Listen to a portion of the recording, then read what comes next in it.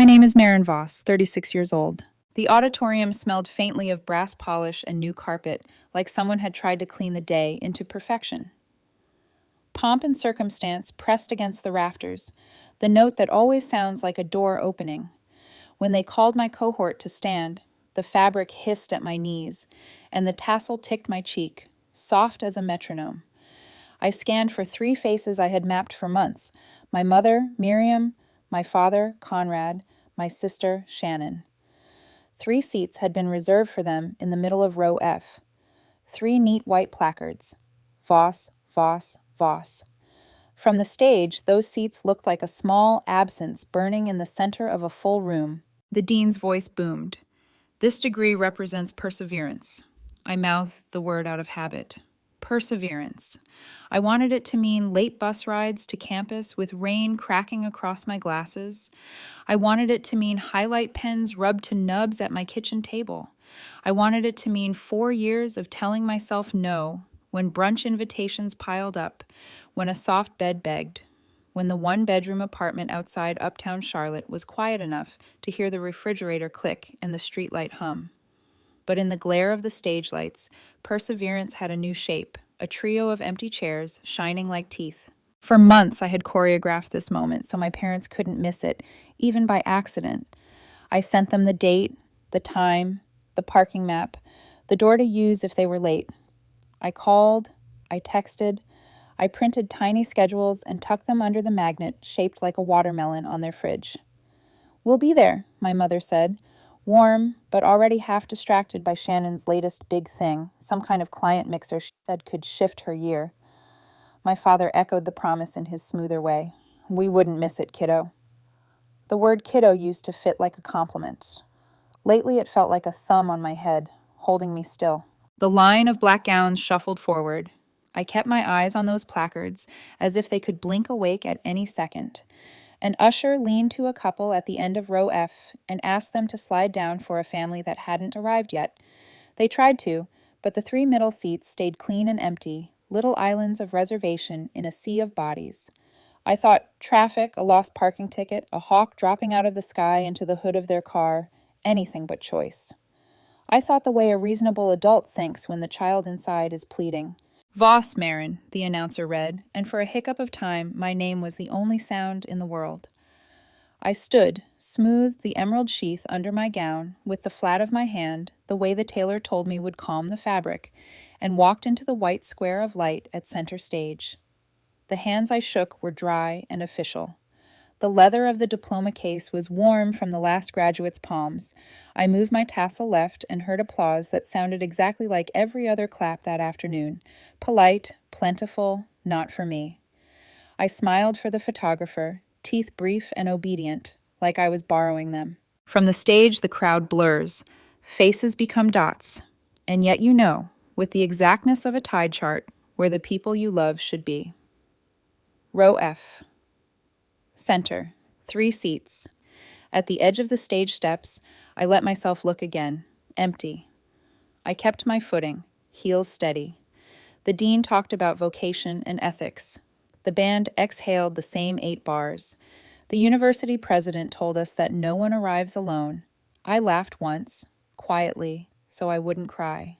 When the mortarboards sailed and the phones came out, and all around me daughters were catching fathers in unsteady hugs, sons were vanishing into mothers' jackets, brothers were lifting sisters and spinning them half an inch off the ground, when all that softness rose around me like heat from a road, I stood in the aisle with my diploma case under my arm and stared at my screen. No missed calls, no texts from my parents, nothing. I told myself to take one photo, for the record, and not to look for them in the background. The photo shook anyway. I slipped out into the afternoon, the light clean in that way May sometimes is, like the year just put on a crisp shirt. My reserved dinner at Lucia Vita waited in a confirmation email. Table for 4, warm lighting, handmade ravioli. I had imagined my mother commenting that they skimped on the basil, my father asking the waiter about the chef like he knew him, Shannon explaining to the table how bookings work behind the scenes, as if we might be impressed by the mechanics of her attention. I had pictured, with a warmth I'm embarrassed to admit, my family loving me in public. In the shadow of the colonnade, I opened Instagram. My thumb did what it always does in a queue of loneliness. Flick, flick, flick, until my mind meets the photo it cannot forgive. Shannon's grid offered it clean. A wide shot of her townhouse living room, bathed in the kind of golden hour you schedule for. My mother in the left of the frame, wineglass high, my father at the right, hand on her shoulder, a clutch of strangers in between, all teeth. The caption, celebrating my big contract win with my favorite people. A timestamp posted an hour ago. The precise hour a woman in black had read my name into a microphone. I knew Shannon's party, the mixer, landed on my date. She'd forgotten, she'd said. She'd apologized in that airy tone that makes the apology vanish. It's just a ceremony, Mayor. She'd shrugged months ago over coffee. Clients have constraints. It's a one-time chance. I'd asked her to move it, and she'd said invites were out, non-refundable deposits sent. She'd added, Pro's voice low, besides, Mom and Dad can probably do both.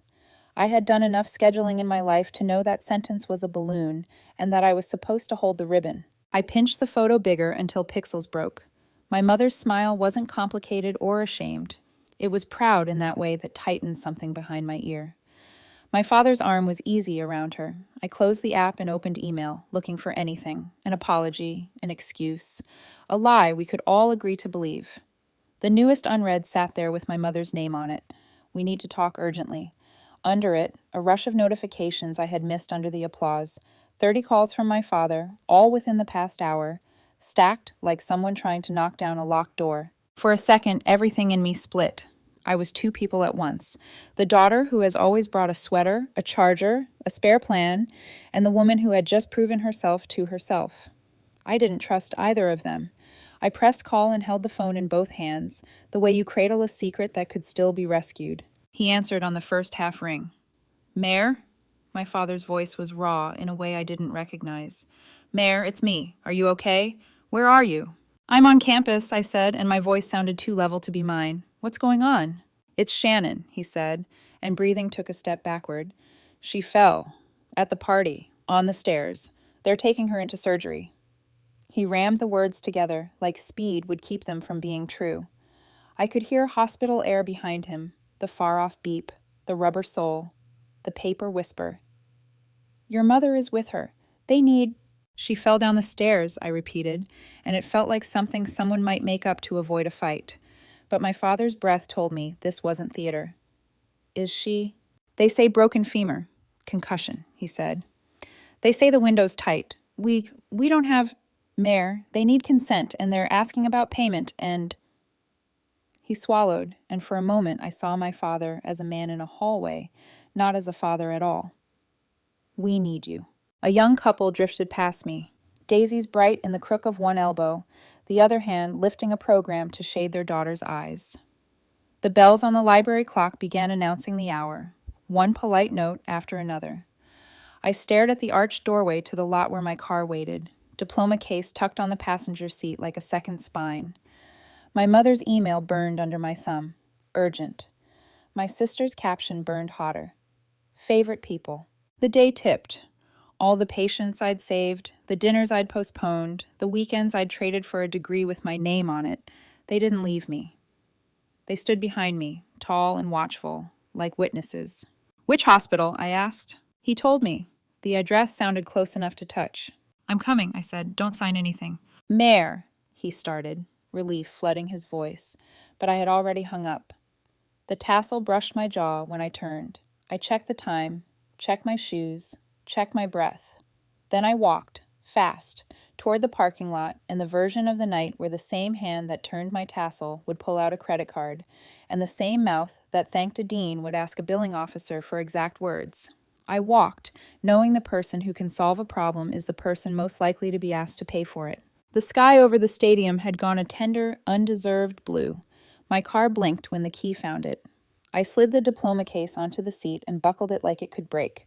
As I pulled out, I passed a couple posing in front of the stone sign, University of North Carolina at Charlotte. The photographer told the girl to tilt her chin. Perfect, he said. I wanted to tell her not to move, that sometimes the tilt is all the control you get. The highway unwound. Street lights made long coins on the asphalt. I cracked the window. Charlotte's evening came in, warm and green and unhelpful. The hospital's address sat in the nav like a small command, every mile a question, every lane change a choice I'd been making my whole life. When the emergency entrance flashed, red and white, I felt my future swing like a door on a loose hinge. My phone buzzed once more in the cup holder, another email lighting up the glass, subject line unreadable in the glare. I drove under the awning, put the car in park, and told myself out loud what I was about to do. Then I went inside to the place where my family's crisis always seems to find me first, and where even on my day, they had decided I would be needed most. Hospitals have a particular kind of silence. It isn't the absence of sound, it's the layering of it. The hiss of air vents, the rhythm of monitors, the flat, fluorescent hum that hides every emotion but amplifies every thought. That was the sound waiting for me when I pushed through the glass doors of Carolina's medical center. My parents were sitting on a narrow bench in the corridor outside the emergency wing. My mother's hands were clasped around a tissue already shredded to lace. My father's elbows were braced on his knees, his mechanic's posture making him look smaller than I remembered. For a moment, they both just stared at me, as if I were someone arriving from another life. "Marin," my mother breathed, standing halfway, her eyes red. "Thank God." "Where is she?" I asked. My voice was too calm. "In surgery prep," my father said, standing as well. His hands were trembling. "They said the femur's broken. Concussion, too. She fell halfway down the stairs, tripped on one of those decorative lanterns she insists on." I imagined it. Shannon in her cocktail dress, champagne still cold in her glass, laughter echoing, and then the sick crack of wood and bone, the kind of moment that turns triumph into debris. "What do they need from me?" I asked, because I knew that tone, the one my father used when the problem had a price tag. He hesitated. "They said insurance won't cover the immediate surgery. Too much paperwork. They need someone to authorize and to make a payment." My mother's tissue twisted tighter. "They want a deposit," she said softly. $50,000, maybe more. I felt my breath pull short. 50,000. The number wasn't just money. It was a heartbeat I'd been saving. The foundation of my law practice, the one dream I'd let myself believe could lift me out of this family's orbit. "Marin, honey, we wouldn't ask if we had any other choice," my mother said, stepping closer. "Your sister doesn't have coverage for this, not the right kind. It's all out of pocket." "So you're asking me to pay for it," I said flatly. "Just a loan," my father said quickly. "We'll pay you back." I almost laughed, a sound like glass catching on the edge of a counter. "You can't even pay the deductible on her plan. How are you going to pay me back?" "Please," my mother whispered, tears gathering again. "She's your sister."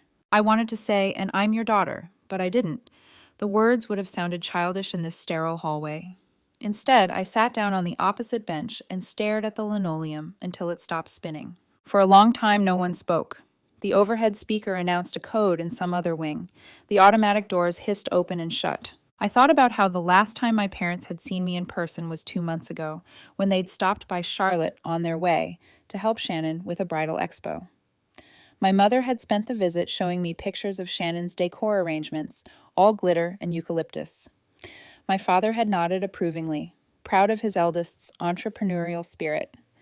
They'd stayed 40 minutes, long enough to drink my coffee and leave crumbs on my table. I'd laughed then, told myself they just showed love differently. But the truth was simpler. They only looked toward the person who made the most noise. Now, even here, even bleeding inside their worry, I could sense it again. Their eyes pleading, not because I was their child, but because I was capable. Because I was the one who would always find the solution, the signature, the check. I swallowed hard. "I'll go talk to the billing office." My mother exhaled in visible relief. "Thank you, sweetheart. I knew you'd—" "Don't," I said, "not yet." The billing department was a fluorescent cube behind a half wall of plexiglass. A clerk named Dana looked up when I approached, her smile professional and exhausted. "Family of Shannon Voss?" she asked. "Yes," I said, "I'm her sister." She clicked a few things on her screen. "We've been waiting for someone to authorize the payment for the surgical procedure. Estimated cost, $50,000, give or take, depending on post-op care." She slid a clipboard toward me, the consent form clipped neatly in the center. "The financially responsible party just needs to sign here." The phrase made me blink. "The what?" "Financially responsible party," she repeated. "That's whoever's assuming liability for the cost of care. There was already handwriting on the first page. My name, printed neatly, Marin Voss. I frowned. Who wrote this? Dana glanced at the screen. Your father gave us your information earlier. He said you'd be handling it, like last time. Last time? I asked, my voice cutting through the hum. She hesitated. A previous visit, smaller charge. ER copay for a sprained wrist about 8 months ago. Ms. Shannon's file lists you as secondary guarantor. My stomach tightened. I had never agreed to that, never signed anything. A small, sharp click of betrayal moved through me. I set the clipboard down. Before I sign anything, I need a minute. I stepped aside, pulling my phone from my pocket.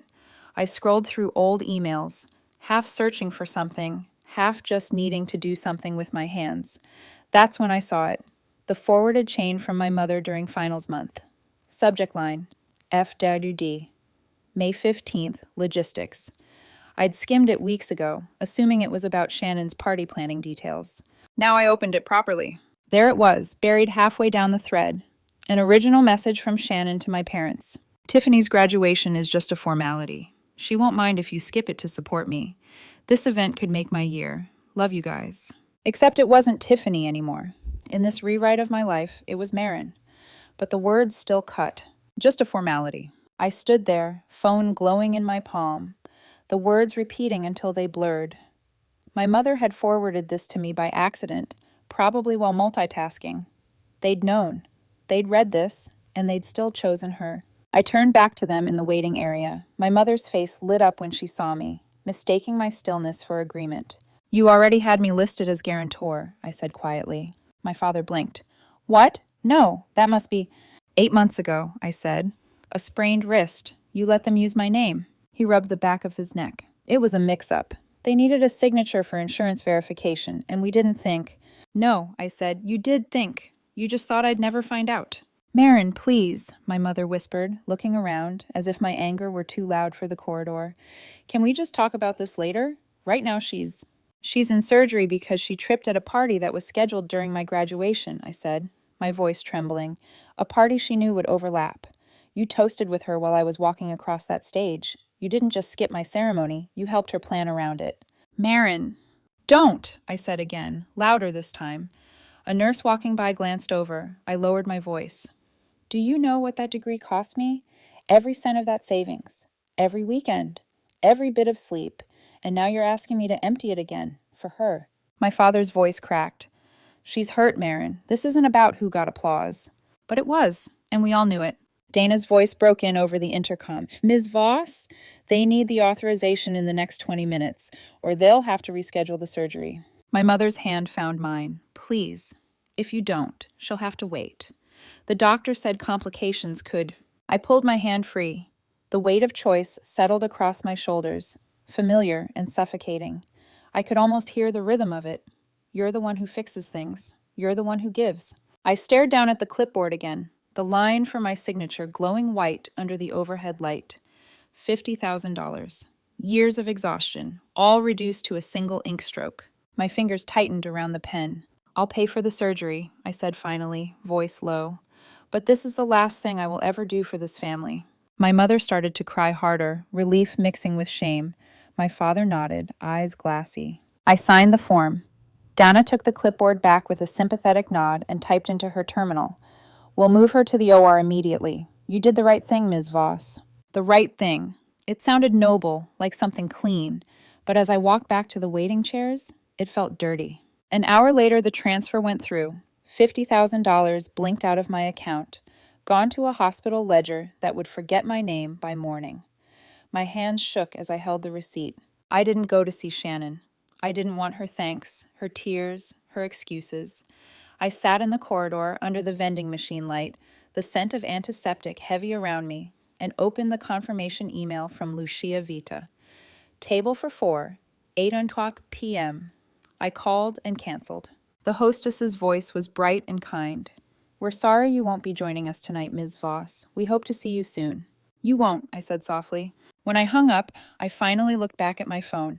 That forwarded email still glowed on the screen, the words waiting like a bruise you keep pressing just to feel something. But this time I scrolled down one more line. At the very bottom, below my mother's name, was a string of hidden recipients, BCC, prospect list at shannonevents.com. Prospects, clients, people she'd wanted to impress. She'd looped them in on her family's schedule, using us as part of her pitch. Supportive family. All hands on deck. Reliable sister-in-law. The words swam. I closed the phone and leaned back against the wall. From somewhere deep in the surgical wing, a monitor began to beep steadily, life measured in perfect intervals. The hallway smelled like sanitizer and fear. I thought about my bank account, about Shannon's easy smile, about the phrase financially responsible party. It was almost funny the way responsibility followed me like a shadow that didn't need light. I pressed my palms over my eyes until I saw stars, then let out a breath that felt too loud for the corridor. Somewhere behind the closed doors, a surgeon was cutting into my sister's leg to save what she'd broken. And out here, I realized, I was finally cutting into something too. The part of me that believed love and obligation were the same thing. The night air hit me like disinfectant when I stepped out of the hospital for a moment. The parking lot lamps burned white circles into the pavement, and my reflection in the car window looked like someone mid-decision. I leaned my forehead against the cool glass and closed my eyes. Inside, the machines kept breathing for my sister. Out here, the city pulsed as if nothing had changed. But everything had. When I went back in, the hospital cafeteria had emptied out. It was after midnight. My parents had dozed off in the waiting area, their heads tilted in the same exhausted curve they used to share on road trips when I was little. It was strange how even now, part of me wanted to drape a blanket over them. Instead, I opened my banking app. $9,486.17. That was all that remained of the savings I'd built across 4 years, the same fund that was supposed to become my office lease, my independence, my proof that I could build something on my own name. Watching the number sit there so small on the screen felt like staring into a drain. My phone buzzed again. Transfer complete. The receipt from the hospital followed. Subject line, transaction confirmation. Patient, Shannon Voss. The line item read, payment received from Marin Voss. It might as well have said, sacrifice recorded. When I returned to the waiting area, my father stirred. Everything go through? He asked, his voice rasping. Yes, I said. He nodded, relief flooding his shoulders. You did the right thing, Mayor. I wanted to ask him what right meant in a family where fairness never survived the weather. Instead, I said nothing. The automatic doors at the end of the hall opened. Dana from billing was walking out with a clipboard tucked under her arm. She saw me and smiled faintly. Ms. Voss, thank you for handling everything so quickly. The surgeons moved her to the OR just in time. She's stable for now. Good, I said. Also, she added, flipping through her papers, your file's updated.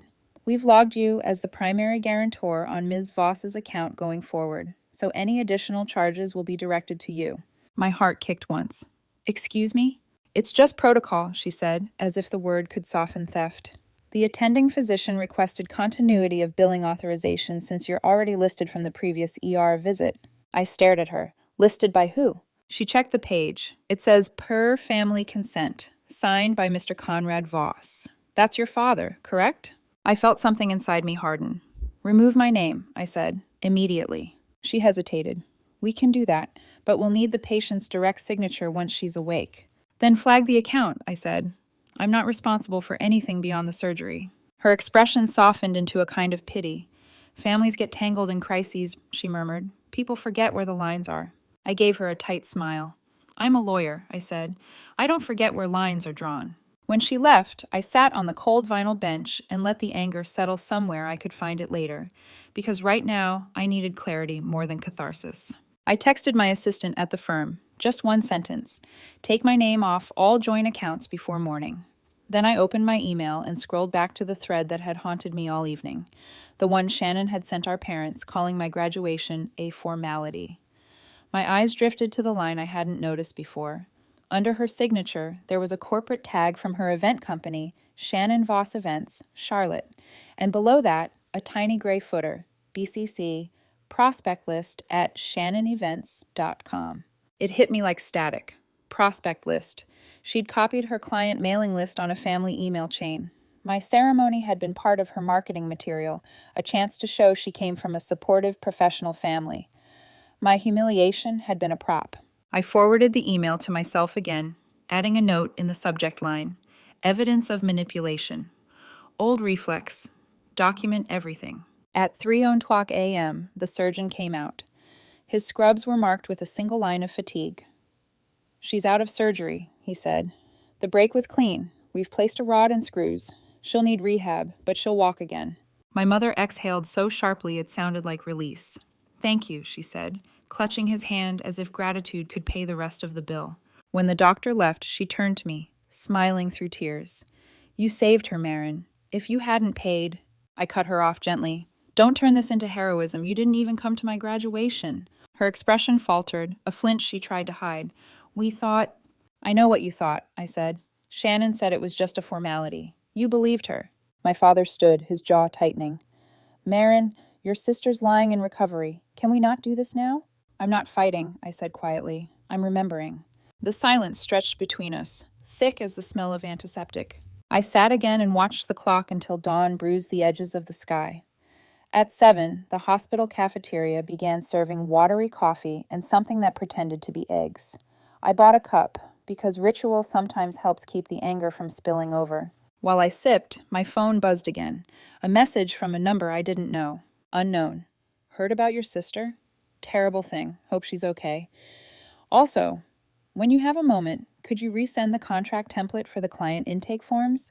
You always keep those organized. Shannon." She had texted me from her hospital bed about paperwork.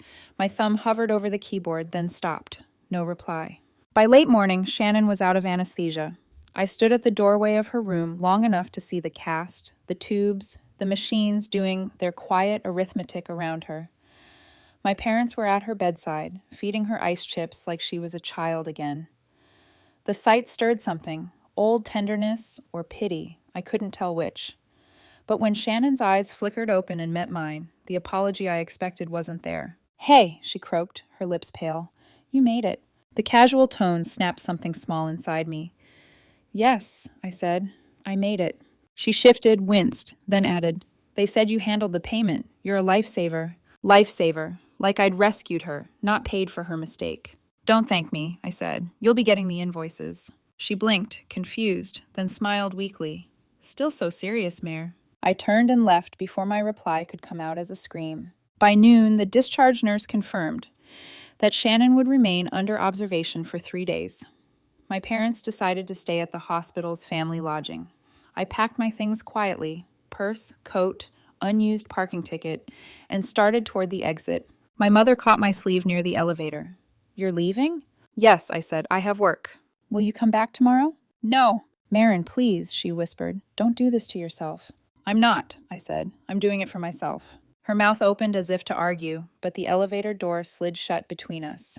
When I reached my car, I let the engine idle, letting the vibration fill the space where words had been. My diploma case was still on the passenger seat, creased where I'd rested my arm on it. I ran a hand over it and whispered, almost without meaning to, "You're the only thing they can't take." Before driving away, I checked my email one last time. The hospital's digital billing portal had already updated. The account now listed Guarantor Marin Voss. Status active. Additional charges to be determined. I hit print on the confirmation, folded it, and tucked it behind my diploma certificate. Proof that even on the day I earned my degree, I'd been cast again in the role they wrote for me. As I pulled onto the highway toward my apartment, the early light caught the windshield in a way that blurred the horizon. For the first time in years, I didn't know where my life was going next, but I knew where it wasn't going back. 3 days later, I packed my apartment the same way I used to pack my thoughts, methodically, in boxes labeled by what I could bear to open later. Kitchen, files, things that used to mean something. Outside, Charlotte hummed under the early summer heat. My graduation gown still hung by the window, creased and untouched since that day. I should have felt proud when I looked at it. Instead, I felt the same quiet ache you get when a song ends before the last note resolves. The hospital had called that morning to confirm Shannon's transfer to a rehab center. "She's recovering well," the nurse said, her tone chipper. "Your parents are here around the clock. Lovely family." I said nothing. Lovely was one word for it. Predictable was another. I'd made up my mind. The deposit on a small law office in Miami had been waiting in a file on my desktop for months, a daydream more than a plan. I'd hesitated before, the idea of leaving my parents, my hometown, the familiar streets I could navigate blindfolded. But now, there was nothing left to stay for. I opened my laptop, pulled up the lease, and signed it. The digital ink glowed briefly before disappearing into certainty. A knock startled me. My neighbor, Mr. Keyes, a retired school teacher with too many plants and too much advice, was standing there with a cup of coffee. "Graduation girl," he said softly. "You all right? Haven't seen you since your big day." "Big day," I echoed. "Sure." He studied me. "You're leaving, aren't you?" "I am." He nodded once, as if he'd known all along. Sometimes distance is the only way to be seen. It wasn't until I closed the door that the truth of that landed somewhere real. The drive to Miami took 12 hours, the kind of distance that feels almost like penance. The highway unspooled ahead of me, billboards fading from real estate ads to beaches and orange juice. The city greeted me with heat that pressed on my skin like an apology, and the scent of salt and ambition. My new office was one flight up from a bakery that opened at 5 a.m. Every morning, I woke to the smell of warm bread and sugar. The walls were bare except for one framed diploma, my own, still sharp in its frame, proof that the work had meant something, even if no one clapped. The first few weeks were chaos. I worked long hours drafting custody agreements, estate mediations, and pre-nups that would inevitably crumble into post-nups. It wasn't glamorous, but it was mine. When I locked the door at night, no one's name was on the rent but mine. Still, some nights, the silence pulled. I'd scroll through news from Charlotte, half out of habit. That's how I found the article, just a short paragraph on a local business blog. Event planner. Shannon Voss steps back from operations following injury. Sources say upcoming contracts have been reassigned to other firms. A small story for most, but to me, it read like a hinge turning. Then came the envelope. It arrived forwarded from my old address, a plain white hospital statement. I almost tossed it unopened, but my name, Maren Voss, guarantor, caught my eye. Inside was an itemized list of Shannon's post-surgery costs: therapy, follow-ups, medication. At the bottom was a signature line for financial responsibility confirmation. Someone had already signed it. My name again, Maren Voss, in handwriting that wasn't mine.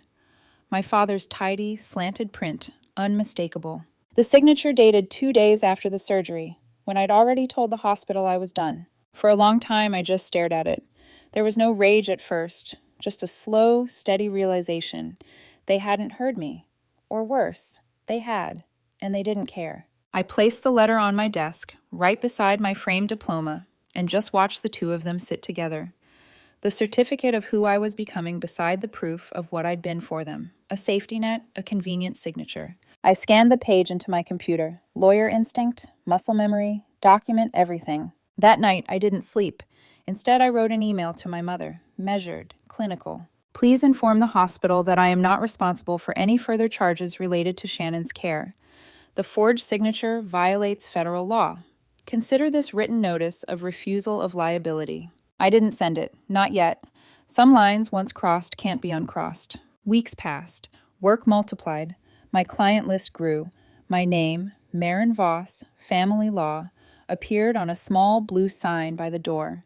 I started running in the mornings along Biscayne Boulevard, learning the rhythm of a city that didn't know my family history. Then, one afternoon, during a consultation, a woman across from me, the bride of a messy prenup case, hesitated mid-story.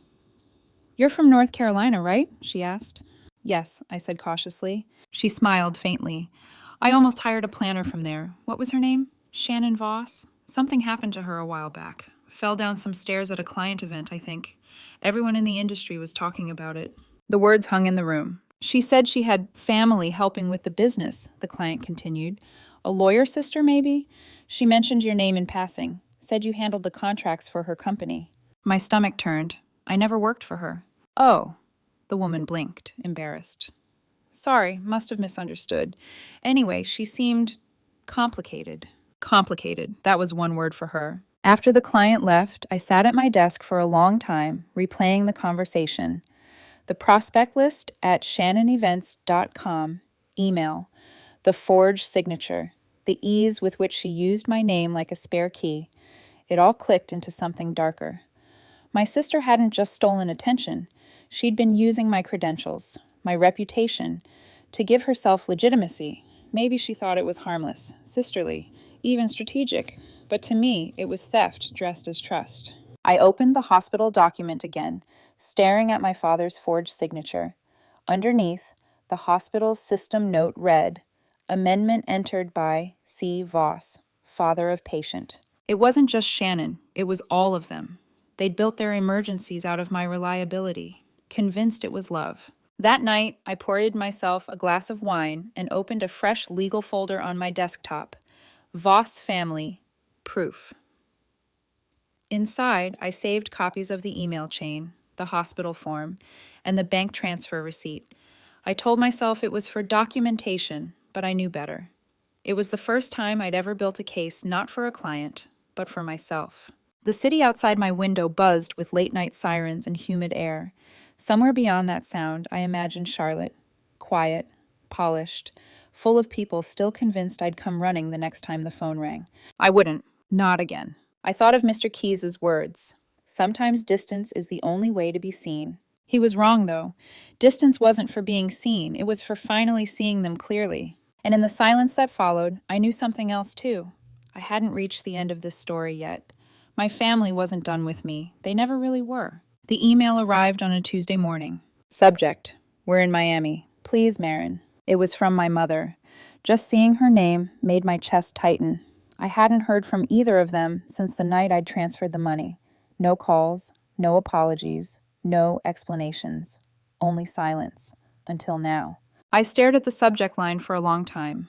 The words "were in Miami" sat there like a shadow, stretching into my day. I didn't reply. Not yet. By noon, the bakery downstairs had gone quiet, its ovens cooling. The hum of my office AC filled the room, steady and precise. I had clients waiting, contracts to review, but my mind kept looping back to that message. We're in Miami. At 3 p.m., a knock. Through the frosted glass, I saw them. My mother's silhouette, soft and hesitant, and my father behind her, his stance rigid. They looked smaller than I remembered, or maybe I was just standing taller now. I opened the door. "Marin," my mother breathed, eyes already wet. We didn't mean to just show up, but you weren't answering." "That's because I wasn't planning to," I said. "How did you even find me?" "Your LinkedIn," my father said gruffly, as if that explanation made sense of everything. Of course. The professional profile. I'd listed my firm address like an invitation to legitimacy, and accidentally to ghosts. I stepped aside reluctantly. "You've got 5 minutes." Inside, they looked around the small office, as if expecting to find proof I'd failed without them. My mother's gaze lingered on the diploma hanging behind my desk. "It's beautiful," she whispered. "It was," I said, "before you missed it." She winced. My father stayed silent, fingers worrying the brim of his baseball cap. "Marin," he started, his voice slow, deliberate. "We came to clear the air. We know we've made mistakes." I let out a short, humorless laugh.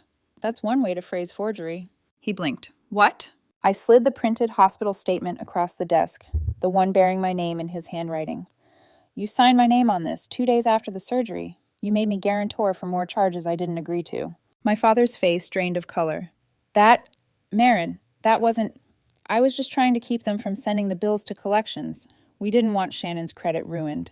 "So you used mine instead," I said, voice flat. He looked at the floor. My mother reached for the paper, read it, and began to cry softly. "We were scared," she said. "Your father panicked. The hospital said they'd need a name. We thought..." "You thought I'd forgive you," I finished. "Because I always do." The silence in that room grew heavy, thick enough to touch. Then my mother whispered, "We didn't come only for that." She opened her purse and pulled out another envelope. Fat, sealed, slightly crumpled. "Shannon wanted you to have this." I didn't take it. "What is it?" "She's sorry," my mother said. She wanted to explain. "Explain what?" I said, the words sharp. "How she copied me on a BCC to her clients? How she told you my graduation was just a formality? Or maybe how she's been using my name on contracts?" My father's head snapped up. "What are you talking about?" I opened my laptop, clicked open the folder I'd named Voss Family, Proof, and turned the screen toward them. "This is her email, the one you both received. You saw it, didn't you? You knew she was asking you to skip my ceremony." My mother's lips trembled. "We thought she was exaggerating." "She was manipulating," I said. "And you helped her do it." For a long time, no one spoke. Then my father said quietly, You don't understand, Marin. She was struggling. After that fall, the bills. Don't, I said, my voice cracking. Don't make me her excuse. Not again. I pushed the unopened envelope back toward them. Tell her I don't need her apology, or yours. I just need my name back. Marin, please, my mother said. We didn't come here for money. We came because we can't lose you. You lost me the day you decided her party mattered more than my degree. Her tears came then, raw and unrestrained. My father's jaw worked like he was grinding something he couldn't swallow. I stood, walked to the filing cabinet, and pulled out a folder already waiting there. Inside were 3 documents. I placed them on the desk between us. This, I said, pointing to the first, is a notarized agreement stating that you'll repay the $50,000 in installments over the next 5 years. This one is a statement acknowledging the forged signature on the hospital addendum, so I don't have to take legal action. And this last one outlines a simple boundary: no further use of my name or resources without written consent. My father's eyes widened. You drew up a contract? I'm a lawyer, I said. It's how I make things clear. My mother's hands shook as she looked over the papers. You'd really make us sign this? I'd really make anyone sign this, I said. Even family. He took the pen. For a moment, I thought he'd argue, but he didn't. He just looked at me, really looked, like he hadn't in years, and nodded. Maybe we deserve this, he said quietly. Then he signed. My mother hesitated, tears still wetting the page, but she followed. When the last signature dried, I slid the papers into an envelope and locked it in my drawer. So what happens now, my mother whispered. Now, I said, you go home. You pay what you owe. You let me live my life. She nodded slowly. And after that? That's up to you. A long pause. Then she reached into her purse again and placed a small object on my desk, a keychain, tarnished silver, engraved with Marin's first mock trial, 2007. I remembered it instantly. She'd given it to me in high school after my first debate competition. I kept it all these years, she said, voice barely audible. I just thought you might want it back. I looked at it for a long time before saying, I used to think winning would make you proud. Her eyes met mine, red-rimmed and full of regret.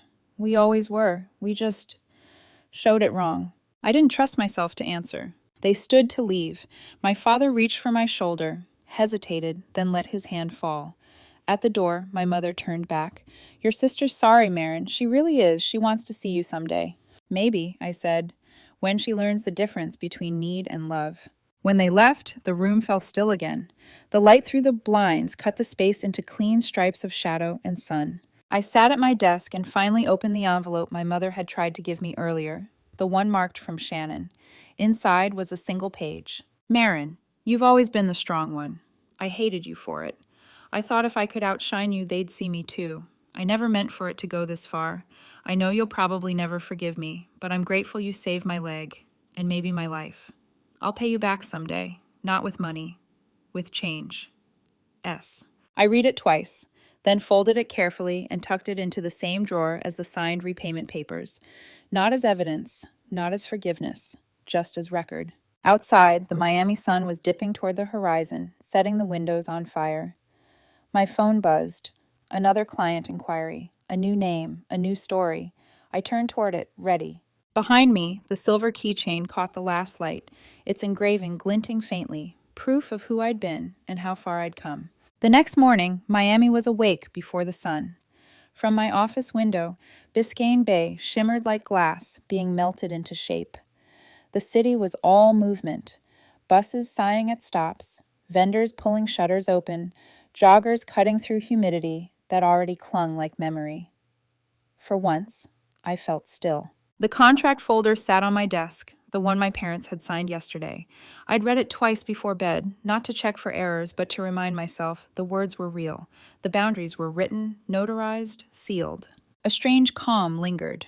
It wasn't joy, exactly, more like the kind of silence that follows a long storm, when you're not sure yet what's left standing. Then came the knock. This time it wasn't my parents, it was her. Shannon leaned on a crutch, her right leg still stiff, wrapped from thigh to ankle. Her hair was tied up, no makeup, no practiced smile. For the first time, she looked like someone whose charm had stopped working on herself. Marin, she said softly. I let her stand there in the doorway for a full breath before answering. You shouldn't be walking this much. I had to see you. She took a step forward, eyes searching my face. Can I come in? I hesitated, then nodded. She limped to the chair across from my desk and sat down slowly. Her hands trembled a little as she rested them on her lap. Mom said you made them sign papers, she said, half smiling, half wincing. I guess that's what I get for having a lawyer in the family. I didn't make them, I said. I gave them a choice. They took it. She nodded, looking down at her hands.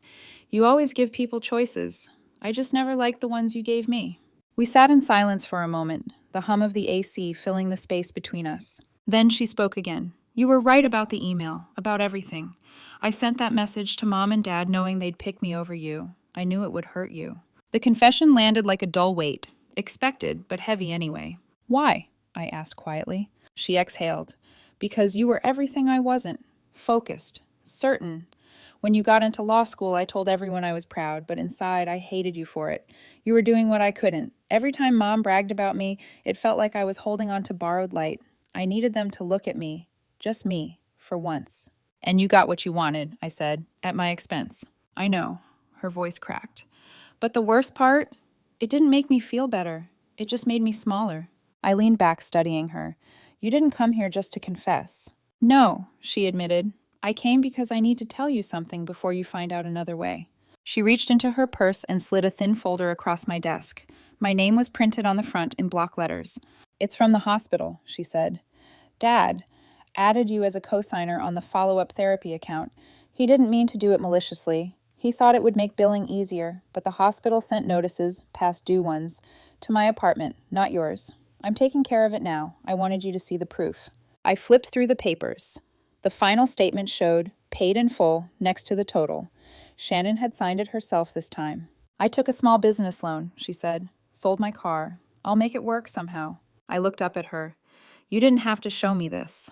I did, she said, her voice steadier now. I wanted to start fixing things without asking you to believe me first. Something in me softened, unwilling but real. I don't hate you, Shannon, I said finally. I just can't keep being the version of me that saves you. Her eyes filled, but she didn't look away. I know. That's why I'm not asking you to. We sat there for a long moment, two sisters orbiting the same silence but finally facing it together. After a while, she stood, adjusting her crutch. You look happy here, she said quietly. I'm not happy yet, I said, but I'm at peace. That's harder to get, she said, smiling faintly. At the door, she paused. Mom and Dad are trying, you know. They sold the boat. First payment's already sent. I said. I got the confirmation. She nodded, hesitating. Maybe one day, when things are calmer, we could start over? Not as sisters who owe each other, just as people who survive the same house. I didn't promise, but I didn't say no either. We'll see, I said. Starting over isn't the same as going back. She smiled through tears. You sound like a lawyer, even when you forgive. When she left, the room felt lighter, not empty, but aired out, like someone had finally opened a window that had been painted shut for years. I looked around at my office, the mismatched furniture, the coffee stains, the stack of case files with names that weren't mine. I thought about all the stories I'd heard here, mothers fighting for custody, sons cut out of wills, daughters begging to be believed. Every one of them had walked in thinking they were alone in their family's madness, and every one of them left knowing they weren't. By dusk, the city lights had begun to bloom across the skyline, reflected in the bay like a second chance. I packed my briefcase, switched off the desk lamp, and stood by the window. For the first time in my life, I didn't feel like the responsible one. I felt like a woman who had survived responsibility and learned how to live after it. I thought of the graduation photo I'd printed weeks ago, the one where I was smiling alone in my cap and gown, 3 empty seats behind me. I pinned it to my corkboard above my desk, not as a wound, as proof of endurance. My phone buzzed. A new voicemail from an unknown number. I hit play. Hi, Ms. Voss. My name's Clara. A client recommended you. Said you helped her see her family differently. I think I need that too. I smiled, small and real. You came to the right place, I whispered to the empty room. Then I turned off the lights, locked the door, and stepped into the Miami night, humid, imperfect, and entirely mine.